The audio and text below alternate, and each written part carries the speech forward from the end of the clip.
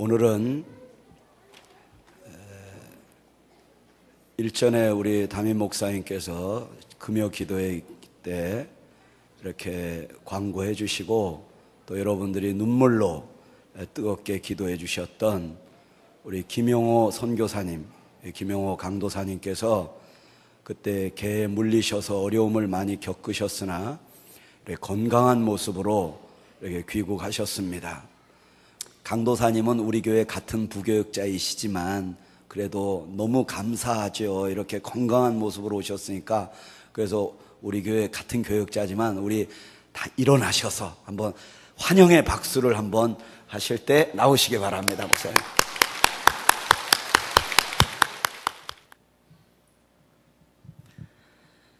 잠시 기도하겠습니다. 사랑하는 하나님, 주님께서 이렇게 후방에서 기독해 주셔서 그 미사일을 통해서 저희가 살아나왔습니다. 하나님 감사합니다. 오늘 이렇게 여기 와서 하나님 간증 설교를 하게 된 것에 모든 것 하나님 영광 받아 주시옵소서. 주님 받아 주시옵소서. 우리 모두가 이 시간 하나님의 마음으로, 선교의 마음으로 들어가길 원합니다. 하나님 말씀하여 주시옵소서. 예수님의 이름으로 기도드리옵나이다. 아멘. 여러분을 바라보게 되니까요, 마음이 너무 벅찹니다. 그런데 너무 얼굴이 하얘요. 다 검은 사람들만 보다가 하얀 사람 보니까 이상해. 적응이 안 되고 있습니다, 아직까지. 예. 제가 갔던 곳은요, 아프리카 콩고 북동쪽에 있는 베니라는 곳입니다. 그곳은요, 위치적으로 참 열악한 곳입니다. 콩고 그 수도하고도 너무나 멀리 떨어져 있어요. 콩고 그 절반 중앙에는 늪지가 있기 때문에, 또 콩고는 전부 모든 지역들이 다 비포장도로입니다. 고속도로가 없어요. 그래서 그 늪지를 건널 수가 없습니다. 그 지역은 정치적 영향이 전혀 와닿지 않은 곳입니다. 무법천지예요. 너무나 멀리 떨어져 있는 곳이고, 또 뿐만 아니라 기후도요, 우간다와 콩고 사이에 르엔졸이라는 산맥이 있습니다. 그곳은 해발 5,200m 정도 되는데요, 항상 만년설이 있습니다. 그래서 제가 집을 나와서 학교와 교회를 가는 그 사이에 날씨가 쾌청하면 한 100km 떨어져 있어요. 만년설이 늘 보입니다. 그거 보면서 마음의 위로를 갖기도 했습니다. 그런데 너무나 이 베니 지역이 높아요. 해발이 너무 높기 때문에 이 기압이 너무 높기 때문에 머리가 너무 아파요. 또 특별히 햇빛이 강하면은 한두 시간만 노출돼 있으면 머리가 아파서 그냥 쓰러져서 잠을 잘 수밖에 없는 그런 상황도 일어나더라고요. 너무 높기 때문에 일교차가 상당히 심합니다. 그리고 적도 부근 지역이다 보니까 햇볕이 강할 때는 이 표면에서 물기를 빨아들여가지고 금방 이 구름이 형성이 되어서 비바람이 일어나는 그런 일들이 아주 잦습니다. 하루에도 늘 우산을 갖고 다녀야 되는데, 그런데 현지인들은 전혀 우산을 갖고 다니지 않습니다. 그냥 맞고 맙니다. 변덕스러운 이 날씨, 동그란 우박도 제가 몇 번은 경험을 했어요. 환경은요, 이곳은 전혀 전기가 없습니다. 전기를 만들어서 써야 돼요. 전기를 만들어서 써야 된다는 것은 냉장고가 없다는 얘기입니다. 세탁기도 없다는 얘기고, 그러면 음식은 어떻게 저장을 하느냐? 포기하는 게 낫습니다. 그래서 매일 시장에 가야 돼요. 이곳 현지들도 마찬가지예요. 매일매일 시장에 가서 사 먹습니다. 그래서 발달한 음식은 뿌리 음식밖에 발달하지 않았어요. 감자, 고구마, 양파, 그 외에는 야채가 없다고 보면 됩니다. 그리고 비포장도로이기 때문에 늘 먼지가 너무나 강해요. 제가 앞에서 차를 몰고 가면 뒤에 오토바이가 따라오죠. 그러면 눈사람이 아니라 흙사람이 되어버립니다. 이 눈썹에 그냥 이렇게 손으로 슬쩍 긁으면은 흙이 정말 거짓말하니까 뚝뚝 떨어집니다. 그냥 이렇게 여러분 창문에 왜 흙 많이 쌓였을 때 이렇게 한번 쭉 긁는 거 있죠? 동일합니다. 그래서 이 먼지 때문에 사람들이 많이 감기가 걸려요. 그리고 또 물은요. 물은 대부분의 현지인들은 주변에 있는 것을 아무거나 떠다 먹습니다. 근데 좀 잘 사는 곳은 수도가 들어와요. 근데 이 수도가 들어오는데도 불구하고 강물이 그냥 들어오는 겁니다. 전혀 정제가 되지 않은 것이에요. 근데 이 물을 제가 처음에 뭣도 모르고 가서 이빨을 닦았어요. 이빨을 닦았더니만 조금 후에 이 입 주변에 뭐가 도돌도돌한 게 막 나기 시작했어요. 그러더니 나중에 배탈이 나고 한참 고생을 했습니다. 가봤더니 먼저 선교사님이요. 저는 뭐 왜 정수를 2번이나 걸쳐서 하는가 하고 그냥 한국 생각만 하고 가서 그냥 이빨 닦고 막 그랬었는데 결국 제가 당하고 말았습니다. 그래 야채를 씻어 먹을 수가 없어요. 싱싱한 생야채를 먹는다는 건 모든 걸 다 씻고 다 수건으로 일일이 물을 다 없앤 다음에 먹어야 됩니다. 그래 아예 포기를 하는 게 나아요. 물을 갖다 가만히 한두 시간 이렇게 받아가지고 양동이에 놓으면은요, 이 정도 되는 콜로이드, 코같이 생긴 그 끈적끈적한 게 가라앉습니다. 뭐 말라리아, 현지인들은 뭐 2, 3개월에 한 번씩 걸립니다. 근데 못 먹어서 그래요. 가난. 여기는 한 달 월급이 보통 50불, 60불입니다. 제가 교장 월급을 줬는데 교장 월급이 70불입니다. 얼마인지 아세요? 7만 원입니다. 보통 사람들이 5만 원, 6만 원 가지고 한 달을 삽니다. 그것도 중산층이에요. 그렇게 가난합니다. 재정적으로 완전히 열악해요. 또 이곳은 지금 전쟁을 겪은 지가 얼마 되지 않았어요. 여러분 혹시 르완다 호텔이라는 영화 보셨습니까? 아직 못 보셨죠? 아프리카인이 아니기 때문에. 엄청납니다. 서로 부족끼리 싸워가지고 길바닥에 완전 6.25 전쟁 저리 가랍니다. 그 친구들이 콩고 이 베니 지역에 들어와서 피난 온 사람들, 또 전쟁이 나니까 그 사람들이 또 밖에 나가서 도망갔다가 다시 들어온 사람들. 그래서 대부분 군인들은 총을 갖고 있고요. 총은 뭐 또 이곳에서는 이만한 칼이 있습니다. 우리 한국에서 낫처럼 사용하는 이런 칼인데 마셰트라고 해요. 그 옛날에 산적들 갖고 다니는 그 긴 칼 있죠. 이걸 그냥 풀 메고 그냥 이걸 갖다가 사람들 쳐 죽이고 그런 일들을 자행했던 것이 바로 이 마셰트입니다. 여러분, 지형적으로, 재정적으로, 경제적으로, 정치적으로 완전히 무법천지예요, 여기는. 그런데도 불구하고요, 꽃동산교회는 이 악조건 이 속에서도 어린이 선교를 통한 세계 복음화를 위해서 우리는 선교사를 파송했습니다. 저는 가보고 너무 놀랐어요. 하나님께서 이렇게까지 꽃동산교회를 사용하시 그 비전을 향해 나아가신다는 것에 너무나 놀랐습니다. 제가 먼저 나가셨던 선교사님, 이곳에서 안수받고 나가셨어요. 기억나신지 모르겠습니다. 그분이 가셔가지고요, 먼저 건축을 다 하셨어요. 베니 지역에서 한국 꽃동산교회, 이름이 셉가입니다. 앞에 약자만 따서 셉가인데 이름하여 그대로 부르면은 한국 장로교 꽃동산교회입니다. 3년 동안 그곳에서 열심히 건축했어요. 그런데 건축하는 그 가운데 너무나 지치고 이 상황적으로 악조건 속에서 있다 보니까 병을 얻었어요. 프랑스로 돌아갈 수밖에 없었습니다. 그래서 갑자기 저하고 제 아내가, 그쪽은 불어를 쓰기 때문에, 영어권이 아니라 불어권이기 때문에 제 아내가 좀 불어를 좀 합니다. 그래서 1년 동안 함께 들어가게 됐습니다. 하나님께서 저에게 주신 사명은요, 외부적으로 건축이 다 일어났습니다. 이제 들어가서 할 것이 무엇이 남았겠습니까? 내부적 건축이죠. 사람을 세우는 것, 인사관리, 영혼 구원하는 것. 그리고 그곳은 너무나 가난하기 때문에 돈만 만지면 사람들이 미쳐요. 재정적으로 관리를 해줄 수밖에 없는 그런 상황이었습니다. 사람 세우기 위해서, 재정적으로 관리해주고 모든 것, 영혼 구원을 위해서 제가 들어갔습니다. 내부 건축을 위해서. 그런 가운데 하나님께서는 또 여러 가지 사명과 그런 것을 직접 제가 침투에 들어가기 위해서는 먼저 들어가자마자 각 교인들 신방부터 다니기 시작했습니다. 서로 하나가 되려고요. 그 친구들 전부 다 손으로 밥을 먹어요. 같이 가서 손으로 밥도 먹고 또 노방전도도 나가고요. 뿐만 아니라 정말 교회에서 열심히 그 친구들을 데려다가 대접도 하고, 그리고 주변에 동네 사람들 모아가지고 축구 시합도 하고, 제가 그 안에 들어가서 같이 또 뛰기도 하고요. 서로 하나가 되려고요.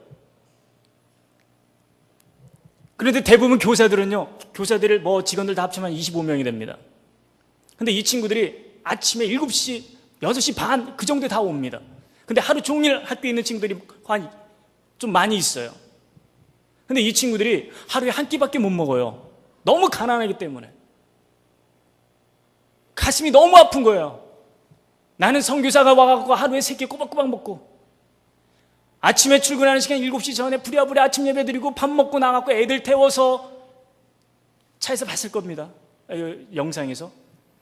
학교에 가서 그래도 점심은 꼬박꼬박 찾아 먹어야지, 한국에서 맨날 먹던 그 새끼를 어떻게 내가 못 먹고 거기서 이겨낼 수가 없더라고요. 근데 너무 가슴이 아픈 거예요. 하나님, 제가 저들을 위해서 점심을 제공하겠습니다. 20불, 30불이면 20명이 한 달을 먹더라고요. 2만 원, 3만 원이면 그들이 한 달을 먹더라고요. 제가 왜 그것을 내가 헌금을 못하겠습니까? 내 모든 것을 드리러 갔었는데. 점심을 제공하기 시작했습니다. 교사들의 마음이 열리기 시작했어요. 그들에게 또 컴퓨터도 가르쳐주기 시작했습니다. 컴퓨터도 모르는 친구들이에요. 교장도 비서도 어느 누구도 컴퓨터를 하는 사람이 없어요. 고등학교 졸업반을 하면 학교 교사를 합니다. 그 정도로 이 지적으로도 열악합니다. 한 번은 교사 축제를 했습니다. 1년에 한 번씩 일어납니다. 시간이 좀 오버될 것 같은데 괜찮겠습니까?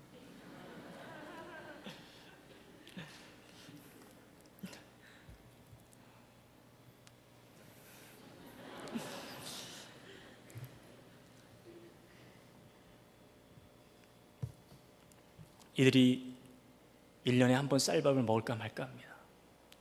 고기는 한 번 소고기요. 잘 못 먹습니다. 옷, 거의 애들은 신발 안 신습니다. 옷 다 떨어진 거예요. 한국에서 최고 못 입는 사람이 거기 가면은요, 최고 잘 사는 사람이에요.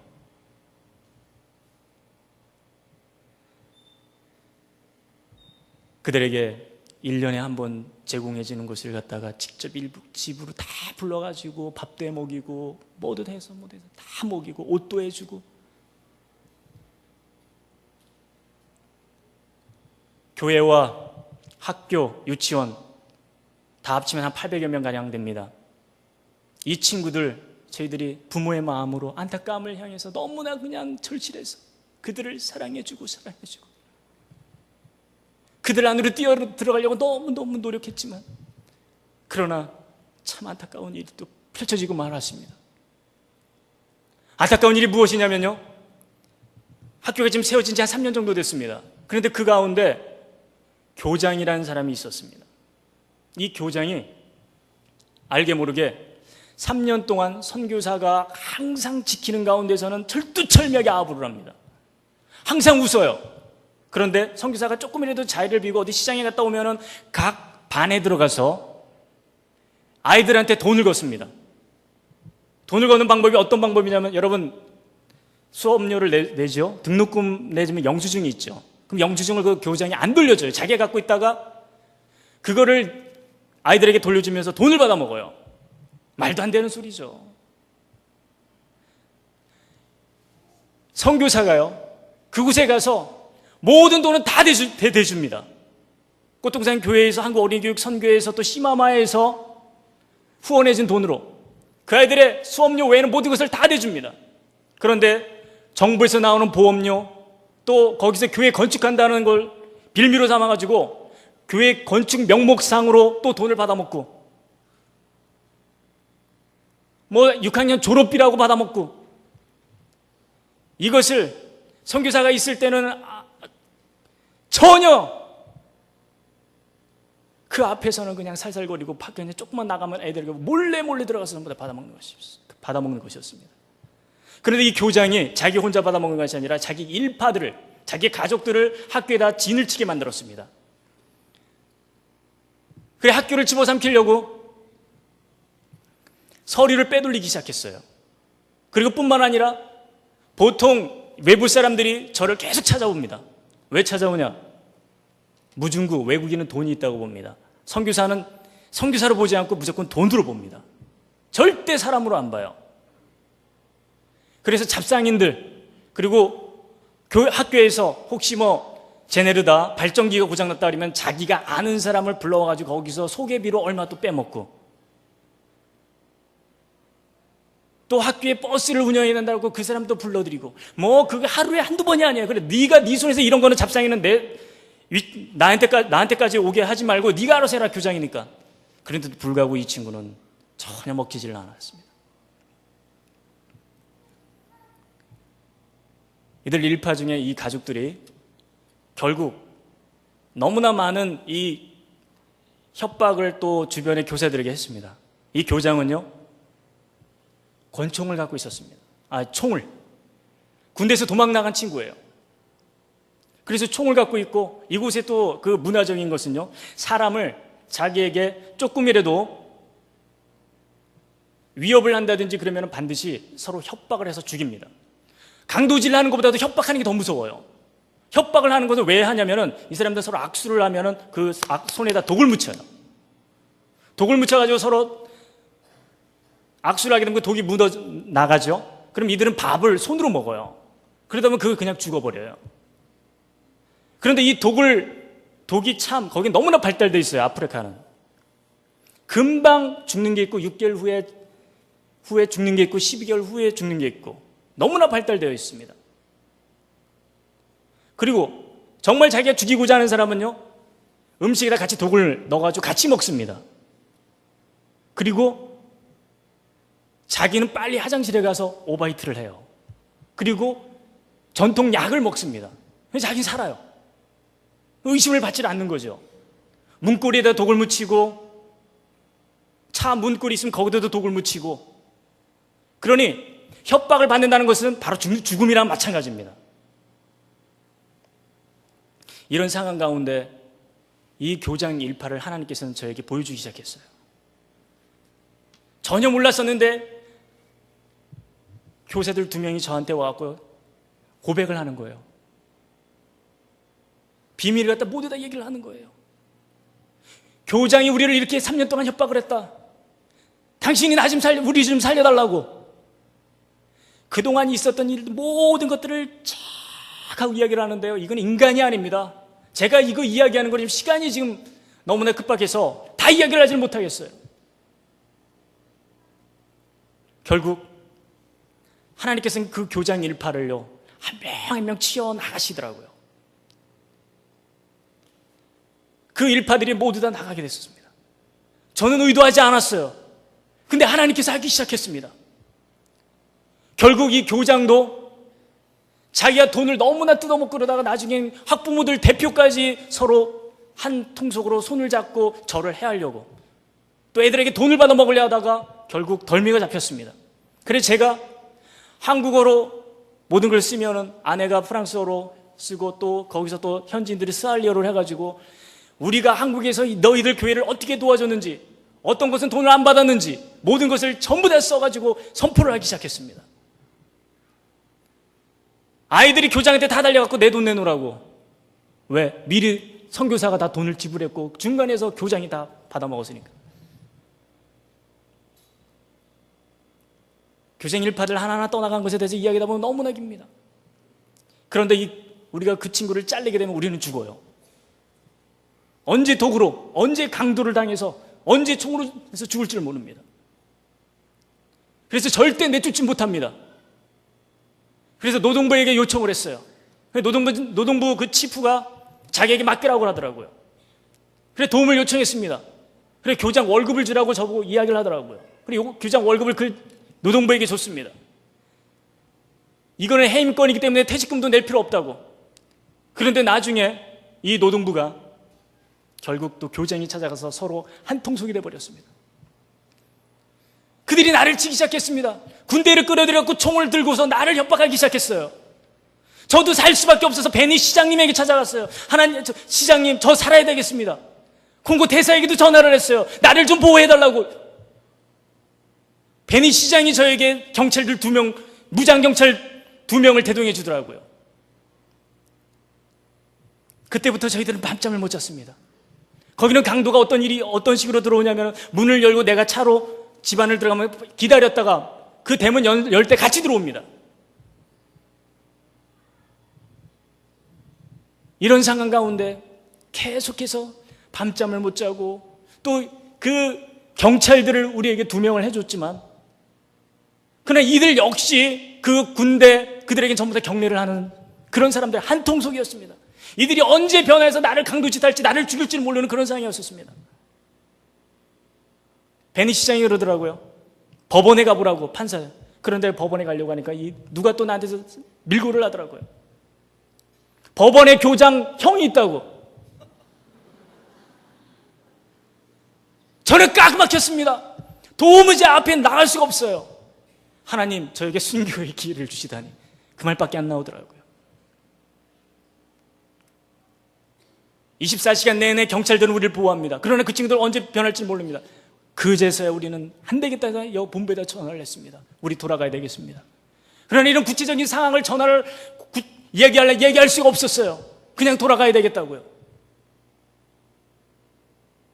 그래서 비밀리에 모든 치부들이 국경에다가 전화 한 방 하면은, 한 번 콜을 하면 우리는 그곳에서 나오지도 못할 그런 상황이 돼버리고 말았습니다.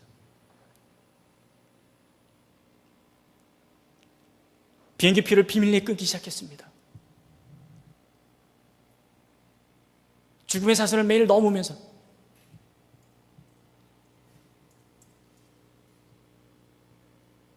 이것뿐만이 아닙니다.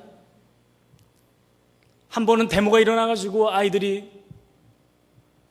돌을 우리 집 대문에다 전부 다 던져놓고 완전히 그 앞에 돌이 그냥 산더미로 쌓이고, 제가 만약에 그 자리에 있었으면 아마 맞아 죽었을 겁니다. 얘들 군중들이 우리 학교 앞에까지 와갖고 그 앞에서 학교로 들어올래다가 하나님께서 또 지켜주셔서 그들을 돌려보내게끔 만드는 놀라운 일들도 생기고, 그들이 만약에 들어왔으면 학교 모든 것이 다 파괴가 됐을 것입니다. 또한 콩고 그 베니에서 우간다 국경까지 나오다 보면은 한 100km 정도가 되는데, 한 4km 정도가 군인들이 도망 나가서 거기서 산적대로 있습니다. 그곳에 지나다니는 차들을 세워가지고 강도짓 하려고 거기다 못을 뿌려놔요. 거기다 압정을 뿌려놓습니다. 빵꾸가 나면 거기서 내려가고 바로 죽이고 전부 다 강도짓 하려고. 한 번은 거기서 빵꾸가 났습니다. 빵꾸가 났는데 도저히 거기서 세울 수가 없어서 20-30km 지난 다음에 가서 빵꾸를 떼었습니다.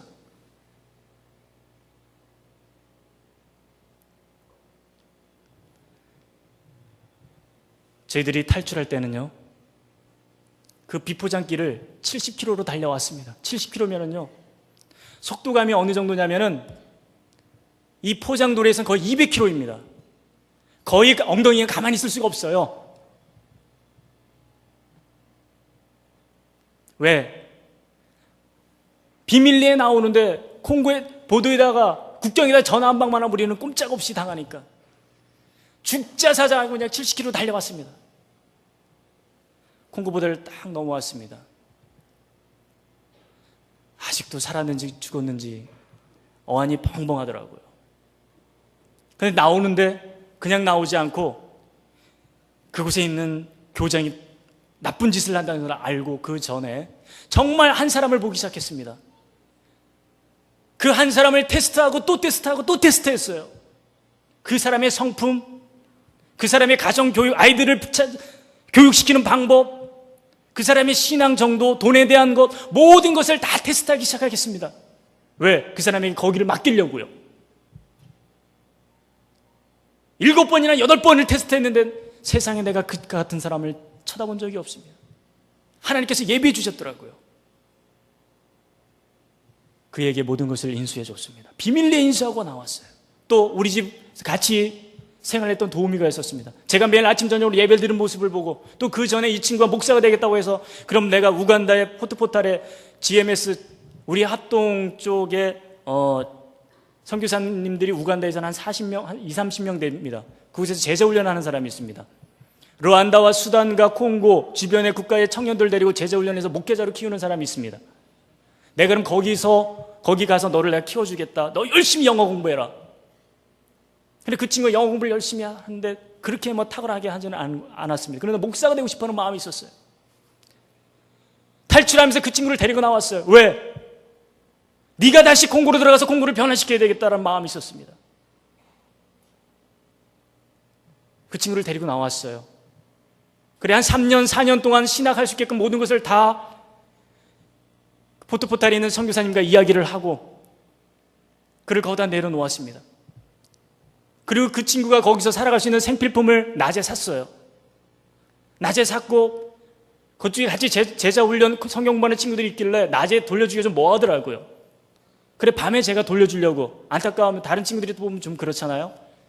밤에 그 친구에게 그 전해주려고 나가려다가 개떼들에게 물렸습니다. 개 6마리가 그 집에는 길러져 있었는데 항상 강도로 인해 갖고 모든 선교사 집에는 그렇게 기르고 있습니다. 개떼들이 원래 백인들은 안 무는데 흑인들만 물게 되는데 얘네들이 밤에 날 보니까 내가 흑인인 줄 알았나 봐. 나한테 달려들었어요. 4마리가 달려들었습니다.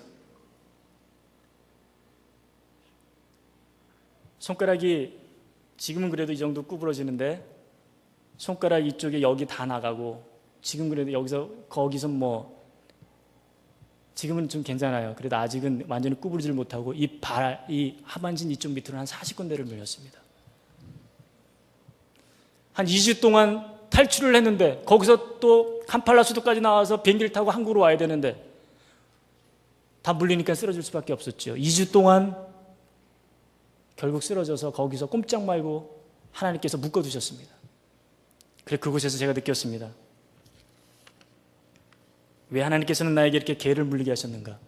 가만히 보니까요, 콩고에서 내가 그렇게 개떼들에게 물렸더라고요. 교장일파, 그 한 사람을 내가 치려고 하다 보니까 노동부가 나오고, 노동부를 치려다 보니까 군대가 나오고, 군대를 치려다 보니까 법정이 나오고, 그들에게 당했다는 것을 알려주시더라고요. 아직도 영적 전쟁 끝나지 않았다는 것을 그 포토포탈에서 알려주더라고요.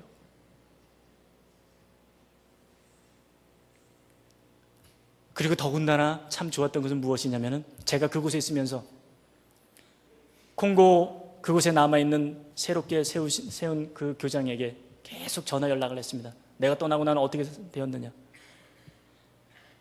내가 떠나고 나니까요, 어차피 타겟이 나였습니다. 전혀 누구한테 돈을 뜯어낼 수 없는 그런 상황이 되어버리니까 조용해졌습니다.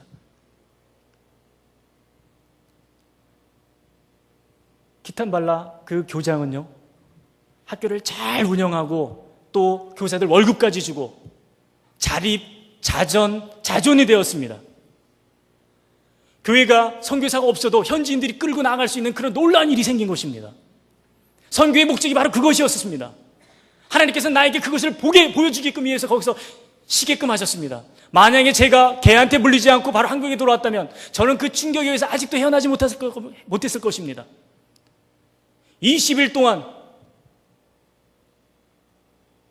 그래, 나중에는 다 회복되어져서 캄팔라로 나왔습니다. 여러분, 저는 실패했는지 알았습니다. 그런데 그곳에 현지인들이 저한테 그러더라고요. 너무 감사하다고, 빗자루질을 해서 너무 감사하다고. 더 깊은 속얘기는 드리지 못하지만 그 교장 일파를 치워주셔서 너무 감사하다고. 자기들이 그동안 협박받은 거 이젠 학교와 교회가 기쁨으로 넘친다고, 우리가 당신을 통해서 믿음이 성장됐다고, 그런 이야기를 해주시더라고요. 하나님께서 하신 것을 저는 보고 너무나 감사했습니다. 정말 하나님 앞에 모든 영광을 돌릴 수밖에 없는 그런 현실이었습니다. 여러분, 저는 그때 느꼈습니다. 하나님이 새 포도주는 새 부대에 담을 것이다 라는 것을 알게 됐어요. 그 땅에 이제 새롭게 이어가시려고 하는 주님. 여러분, 저는 과거를 지금 회상하면서요, 그런 것을 느낍니다. 어려움과 고난은 십자가의 크기다라는 것을. 십자가의 크기. 주님은요, 세상 죄에 대한 크기, 그것을 아시는 분이에요. 근데 저는 겨우 벤이 그 정도의 거기에 대한 죄의 크기, 그것도 알까 말까한 그런 경험을 했습니다. 또 내 자신의 죄의 크기.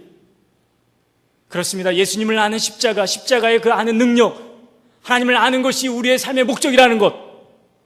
하나님께서는 저에게 그 커다란 그 참담 깊이 있는 영적의 의미를 깨닫게 해주셨습니다. 저는 거기서 약간의 교만한 행동을 했습니다. 하나님, 이 정도면 제가 숨겨도 좋겠군요. 하나님, 나에게 기회를 주시다니. 그거는 내 교만이었습니다. 하나님의 때에 하나님께서 사역하신다는 것,